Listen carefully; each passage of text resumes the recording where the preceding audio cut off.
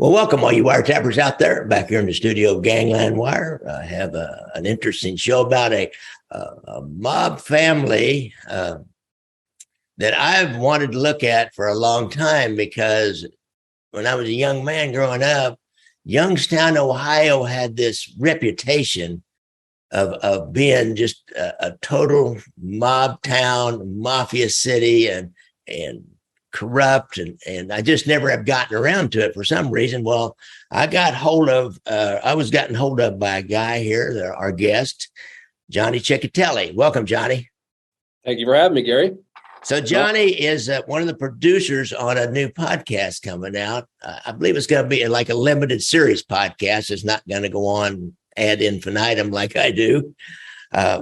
Called Crooked City, Youngstown, Ohio, and it tells a lot about mob life in Youngstown, especially from the 60s and 70s on.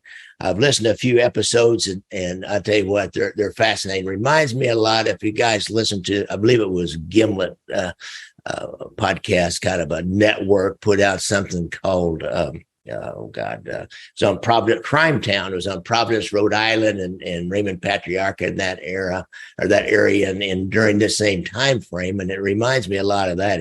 It's a great one, guys. You need to go out and find that. Crooked City, Youngstown, Ohio. So it started in the in the 60s. We were just talking about a little bit before we got turned on the cameras here.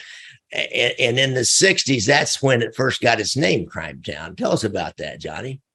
Yeah, absolutely. Thanks, Gary. It really did get that persona that you were talking about, where it was known as Crime Town, USA. That was the name, the nickname given to it by the Saturday Evening Post. And the early 60s, it was John Kobler, this reporter that would come here and stay here for days and weeks, and he would meet these guys, and he would go to the Purple Cow downtown, or he would go different places and mingle with cops and crooks and write the article. And he wrote a pretty big piece called Crime Town USA. That was a cover story for Saturday Evening Post. So ever since then, it kind of had that reputation, got that name. And it's interesting that you definitely brought it up earlier.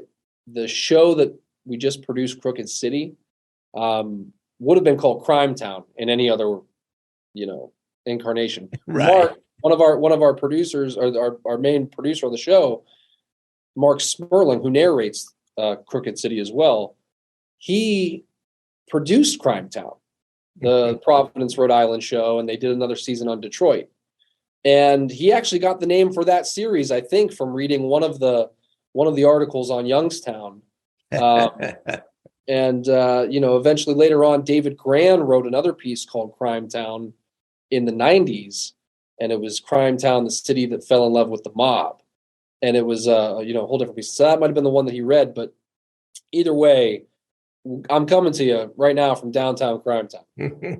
Oh, great. What's interesting, I think, as I had looked into Youngstown, Ohio a little bit closer, is partly its geographical location.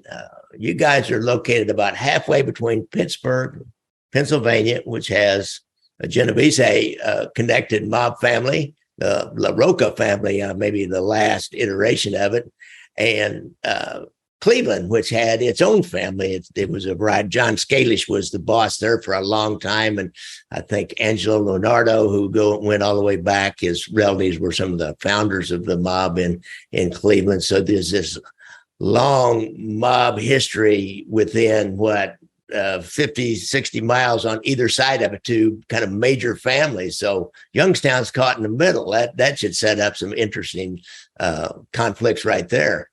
Yeah, and Youngstown was unique because you're right. It was so close to these two families, and it wasn't run by either one of them in the beginning.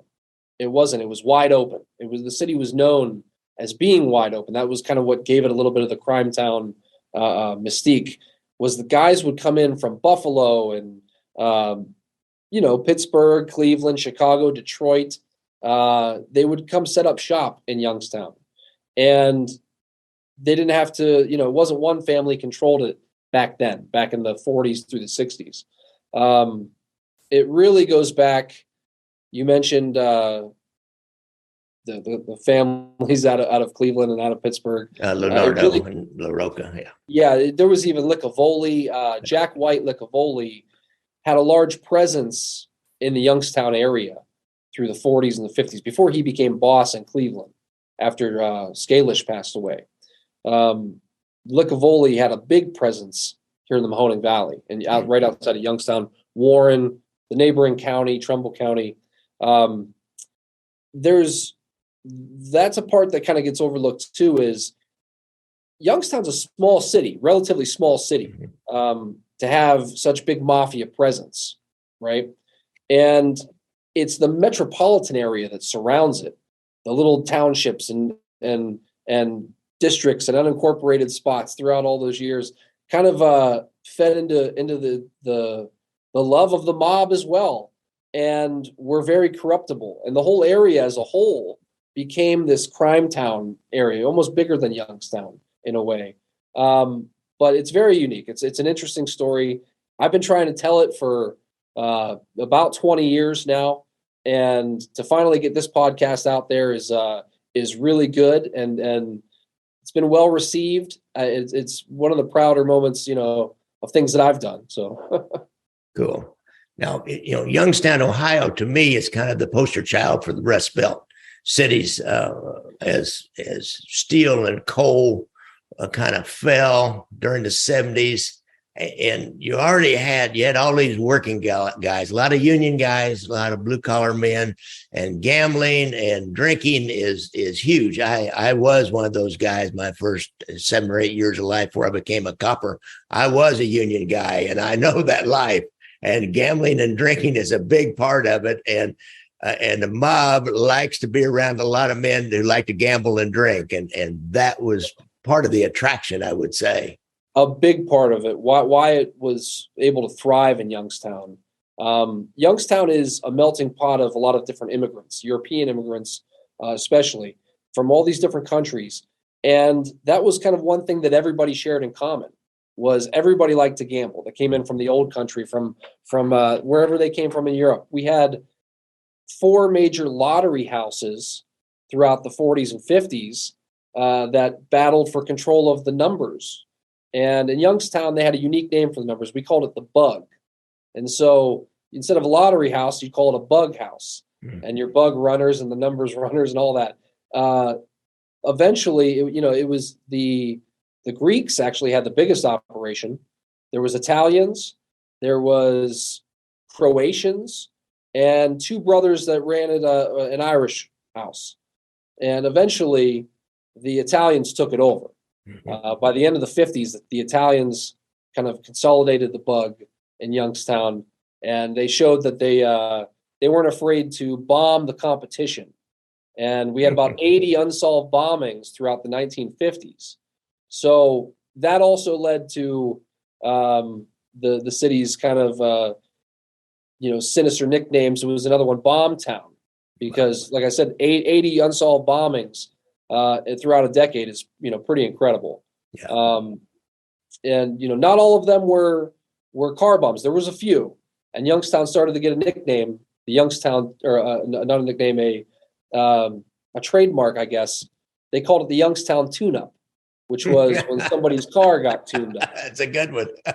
And but a lot of them were intimidation, were construction sites, or houses, things like that, just to kind of intimidate people into doing, what they wanted them to do. So throughout the end of the 50s, then it became a little violent. The first death of a car bomb, a Youngstown tune-up, was in 1959. And it was a Greek kid. Chris Sophocleus was blown up in 1959.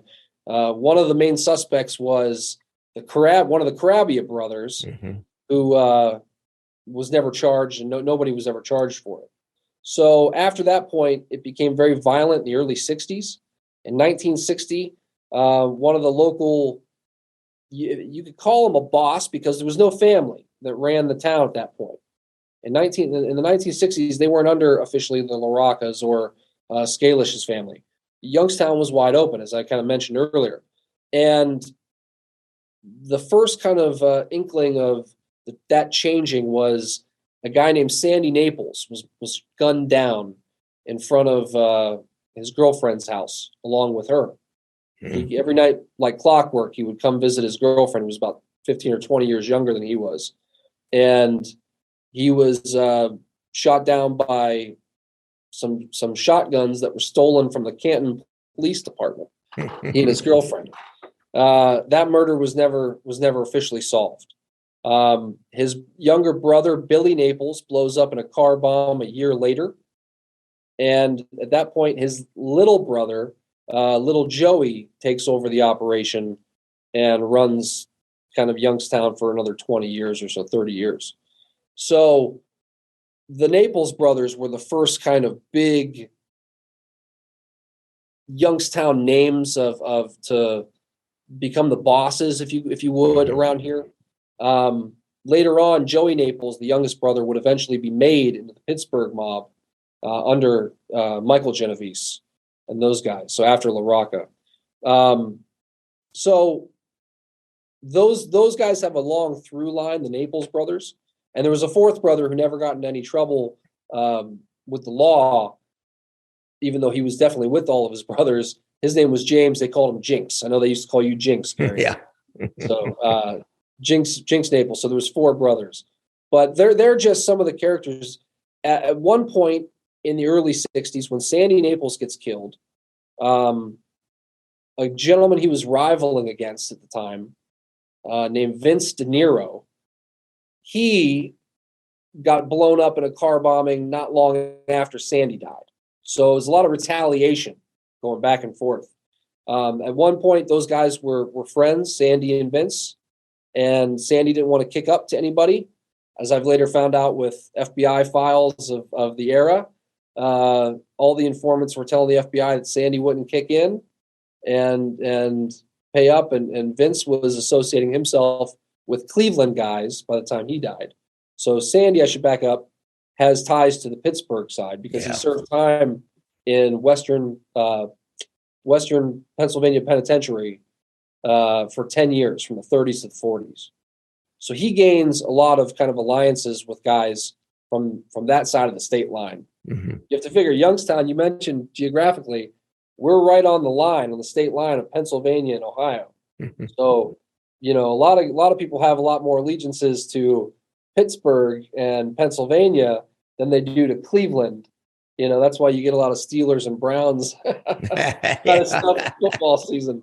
There's still those divides. Yeah, I bet. So yeah, it's this 1960s were rife with back and forth warfare. And I mentioned to you Sandy Naples getting gunned down. His brother Billy blows up in a car bomb. Vince De Niro blows up in a car bomb. There was some other ones as well around that time, but probably the most notable was, and it's when things began to change in Youngstown, 1962, Cadillac Charlie Cavalero. Cadillac Charlie was taking Vince De Niro under his wing. He was a big earner, this kid. He was bringing him to Cleveland, to Licavoli, to those guys, Tony the Dope, Del Santer, some of these guys that ran the area and were associated with Cleveland. And so when Vince gets caught up in the back and forth and he gets blown up on a busy Market Street here in Youngstown, Cadillac Charlie was the next to go. And unfortunately, the way they did it was they rigged his car when it was in the garage. And they trace his movements. He would always drive on a certain schedule, whatever. Well, they did it over Thanksgiving, and they figured the kids wouldn't go to school. He used to drive his kids to school, and this particular day, two of his sons had football practice. Oh. And he took them out to the garage to get in the car, and one of them had gotten in the car, Tommy, 12 years old, and Cadillac Charlie, he turned the keys to the ignition and it blew up. Mm. His other son, Charlie Cavalero, was injured, severely maimed, and Charlie died, and so did Tommy. And so that changed a lot in Youngstown. That obviously brought the heat more Oh, than that it would has ever. change everything. Talk about changing the rules of the game. Oh man. And you always hear the mob outlawed, bombings and such, right? It's like I said, Youngstown was a town at this time that didn't fall under the rules, so you could do whatever you wanted. It was that wide open. And bombings were, I told you, the whole 1950s, they went unchecked.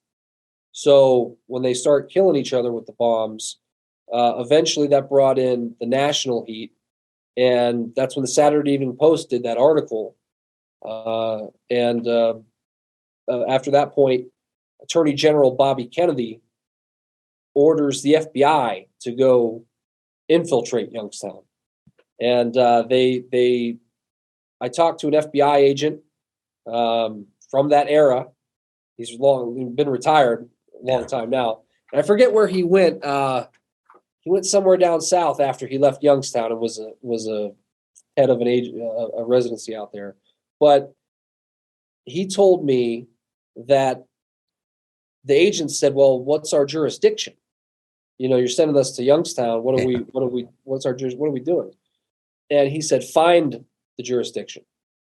And they did. They found that the dynamite used to kill Charlie was taken from Pennsylvania. Interstate shipment, baby. I've seen that happen. Yes. And so that was their jurisdiction. They came in and they really did shut things down. They turned they sent the mob underground. In other cities, the mob has always been underground.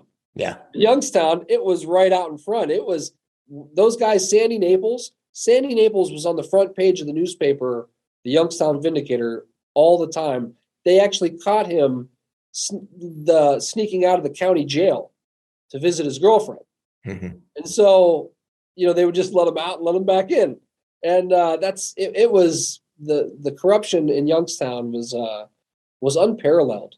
Kobler in that Saturday Evening Post has a quote where he says, "The public here expects you to take money," and he meant as a police officer, as an elected official. Mm-hmm. Everybody's palms were greased. So, to have that much kind of corruption and such a deep ethnic background, like I said, there were Croatian guys getting blown up. Big John Schuler, they had to do it twice because survived the first one. So many other guys in that era that were getting gunned down, getting blown up. It was truly wild. And after that Cavalero bombing in '62, and the FBI comes in, the mob goes underground, and at that point, Cleveland tries to make a big play and establish Youngstown and say, you know what, there's rules, and you have to follow these rules. Unfortunately, the Pittsburgh side, Joey Naples, the surviving vindictive Naples brother, I guess, was aligned with Pittsburgh because of his brothers and their connections and Sandy's connection, all that. So it became very tense, and it was like in the Youngstown area at that time, the Cleveland side gave power to the Carabia brothers, and the Pittsburgh side said they had a guy named Jimmy Prado, Briar Hill Jimmy Prado. Briar Hill's an area in Youngstown where the first Youngstown Italians came. It's Briar Hill. They also called him Two Gun Jimmy Prado. You can understand why. He was a lot older than Joey Naples, and he was a made man in the Pittsburgh crime family. So he was in charge. And the Cleveland side and the Pittsburgh side eventually started taking different territories, and you're going to clash, right? And the peace kind of was kept for a few years, but along the way, Joey Naples was rising, and he was taking out a few guys on the way. And by the time the '70s came, it was like a powder keg that kind of went off again, and there was a big war. There was another big war, and the way that ties in with Cleveland kind of shooting themselves in the foot, and Cleveland imploded. really, after the Danny Green. You know that story. Right. Danny Green story. They, it's also no coincidence that, by the way, the guy who pushed the button that blew up Danny Green, and it was a Youngstown tune-up. He was from Youngstown. It was a Crabia, wasn't it? A Crabia involved with that Danny Green? Ronnie Crabia, exactly. Right. And for you guys that were talking about the Danny Green story in Cleveland, it was a pivotal story. There's a book and a movie called Kill the Irishman out there. And I highly recommend. Really, this Danny Green was an upstart union guy, young Irishman that wanted a piece of the action, the bigger action, not just his little longshoremen's union. I think he was, and the mob didn't want to share anything, and they went in like open warfare. Really, it was wild until they finally got him with the bomb. And you know what's interesting about that bomb is they didn't put it in his car; they put it in the car next to his car. It sounds like something they do in Sicily or in Northern Ireland, and put it in the car next to his car and then watch as he got in. And you know, Johnny, you mentioned about the mob not using bombs, but the mob does not want collateral action. We had quite a few bombings in Kansas City in the 70s, but they were really careful, really, really careful. And there was no collateral damage at all. So that's, if you can get away with no collateral damage, you're okay. But boy, that collateral damage will kill you. Well, yeah. And the guy who was suspected of planting the bomb. So the Cavalero bombing, his name was Dominic Moyo. He was an arsonist and a hitman used by the Naples Brothers. And he was out of Canton as well. But, at that point, the FBI had allocated so many resources to Youngstown, so many different agents. They brought guys in from everywhere to suddenly work in Youngstown, and they ran a case. They called it Cav Bomb, Operation Cav Bomb for Cavalero Bombing, where they wanted to solve it. They wanted to try to solve it. They never officially did, but there is, hundreds, if not 1,000, pages on this, released through the FBI files and the JFK files a few years back. They released a lot in that era. And if you can ever come across the ones called Cav Bomb, they really tell a lot. The agents were trying to gain as much information as they could. They talked to a lot of different people. Some of them are named. Other ones are obviously just the FBI file numbers, the confidential informants, the top echelons, all that stuff. Yeah. And, but there's some really, really fascinating stuff. And like I said, I've been able to talk to an FBI agent who worked the case, the Cav Bomb case, and just learned fascinating things. And you kind of learn what happened. In the end of that story is the mob kills Dominic Moyo, the suspected bomber, and then they move on, and then it was a wash at that point. Joey Naples was allowed to thrive, and this guy was, they found him in the trunk of a car, burned out car with a bullet hole in his head.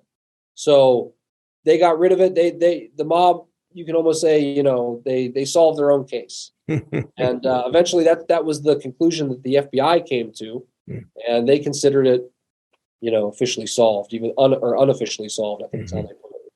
So it's just fascinating stuff, what's it is, and that whole corruption thing, that's then going to become even more important in the 70s with the sheriff that was brought in, who becomes a legislator, and that whole systemic corruption that they had going on, which anytime you've got the mob, you've got a certain amount of systemic corruption within your police department and the city council, especially local politicians that are kind of where the rubber meets the road, shall we say. They're on the streets. And it was so much more open in the 50s and 60s. And it was like in the 60s, it started changing. I guess maybe after Appalachian and the FBI started in on the mob and Bobby Kennedy, they started having these public hearings. Why that's when it started changing. Yeah, the Appalachian meeting, the summit there. There was guys, bosses from Pittsburgh and Cleveland at that meeting, and there was. It's funny that Youngstown's actually in what Congress has a district, they call it the Appalachian states, and it's a couple counties from Ohio, Pennsylvania, and West Virginia. Huh. And and it all goes up towards Buffalo and Erie. That's where the Appalachian meeting. But Pittsburgh had the blue collar union mob. They had the hillbilly mob down in the country. And that's actually what I guess I'm part hillbilly. Italian. Italian hillbilly. Oh yeah, great grandfather came in through West Virginia in the coal mines before they eventually made it to Youngstown and the steel mills. That's another thing too. It was a big industry town. Youngstown was a grimy, dirty town. Just visually, you would look out, and back then there's postcards with just black skies because there were so many mills, so many steel mills booming in this small town that lined the Mahoning River. So it was a very, grimy place too. And as the mills gave so many guys paychecks, and that's what really made the mob thrive here as well, is they supplied all the vice.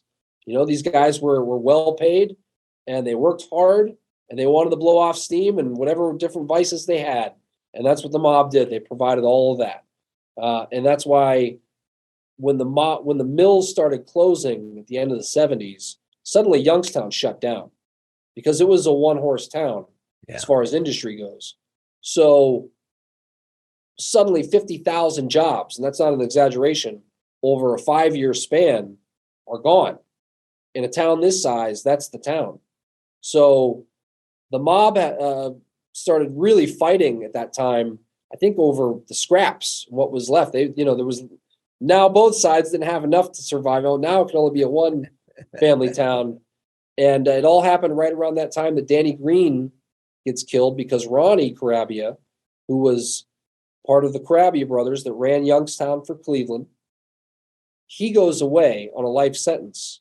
And suddenly the Pittsburgh side or the Cleveland side gets weaker. Mm-hmm. They ended up one of his brothers, Charlie Carabia, ended up going missing, went to a meeting called by Lenny Strollo, another made guy, Youngstown guy made in Pittsburgh, under the Jimmy Prado tree. So he gets called to a meeting out there and disappears. And now suddenly, instead of 3 Carabia brothers out there, there's only one. Mm-hmm. And things got leveled out a little bit more. And then Cleveland just fell apart. Eventually Nick Cavoli went away. The boss who planned the Danny Green killing. That's a whole fascinating story. I'm sure Jimmy Fratiano, the Weasel, right, in his book and his story. Interesting fact, what finally got him to cooperate and testify, because he was always cooperating with the FBI, but he never. Fratiano, Jimmy Fratiano, folks, if you don't remember, was a former Cleveland guy. Grew up, went to Southern California, was a made guy out there, and had connections. He had connections all over the United States, but had close connections back to Chicago, and maintained those connections in Cleveland. He was a deep throat informant. He was a top echelon informant for a while, and then. Go ahead and tell us about his connection to why he got so scared after the Cleveland deal. Well, they finally had him. The FBI finally got him. He was on a boat in Trumbull County, just outside of Youngstown. He was on a boat on Mosquito Lake. Terrible name for a lake here, but they really have not exactly a vacation destination. People still go. Mobsters included, and they had a meeting on a boat, Mosquito Lake, where they listened to conversations from Danny Green's girlfriend, and she set a dentist appointment for him. They had already tapped his phones. They were trying to get him any way they could, so they figured they'd be smart and they'd plan it out, and they'd listen to where he was going to go. Mm-hmm. And they were listening to his girlfriend. If you watch the movie, they say his girlfriend's from Youngstown. That may or may not be true. I don't know that. But they were listening to these recordings on a boat on Mosquito Lake It was Licavoli was there. Ronnie Carabia was there. Ray Ferrito, the other hitman involved, was there. Jimmy Fratiano, who was recommended Ferrito for the job, he was there as well. And a couple other guys too, but that's how they finally got Fratiano, is they had him on a murder charge, RICO murder. They finally had him, and he had no choice at that point. And that's why he testified. That's why he said he officially, went on stand against these guys. Yeah. Because he never done that before. At that time in Cleveland, also, the skimming from Las Vegas case called Strawman that started here in Kansas City and, brought Cleveland into it. Milton Scalish, Milton Rockman, Macy Scalish, Macy Rockman, get my Scalish and my Rockman mixed up. They were pals, but anyhow, Macy Rockman was picking up the skim up in Chicago from Las Vegas, and they got him on the wire. And then Angelo Leonardo, who had become the boss, then they give him a huge sentence for narcotics, and he turns and he testifies all about the skim and anything going on in Cleveland. So Cleveland, it was like a perfect storm. I hate using that cliche, but it was this perfect storm of situations that happened that just took them down, basically took all their power. And he talks about in that, how they were getting those guys, Licavoli, and those guys were getting their cut. And then as soon as he became the boss, he started getting his cut, and of the Vegas money, skim. So Ange Leonardo is actually, you'll hear some of that testimony in Crooked City. If you get that far, whether it's episode 5 or 6, I can't remember right now, but it's called The Younger Guys. And it starts off with his testimony before Congress. They actually, you can't see it because it's an audio only podcast. Yeah. But they had him behind a curtain so you couldn't see his face. Yeah. And it was a big show. And he testified that the younger guys were out of control. You couldn't control them anymore. And it's pretty interesting, funny for him to say that, because as a young man, he actually, and his own mother, killed a guy outside of a place in downtown Cleveland as revenge for, his father's killing. So I guess the older you get, everyone just has the gripe with the youth. Really? But, we always think they just can't do it the way we did. I don't. Exactly. I've heard that all my life. Exactly. So you'll hear Ange Leonardo in Crooked City a little bit talk about some of these guys. He actually solves a Youngstown murder years before it ever goes to trial, a legendary one of a hitman in that time named Joe DeRose. He says they ask him a bunch of questions about this hitman Joe DeRose from Youngstown. He was aligned with a few different people, and then eventually he became aligned with the Carabias in Cleveland.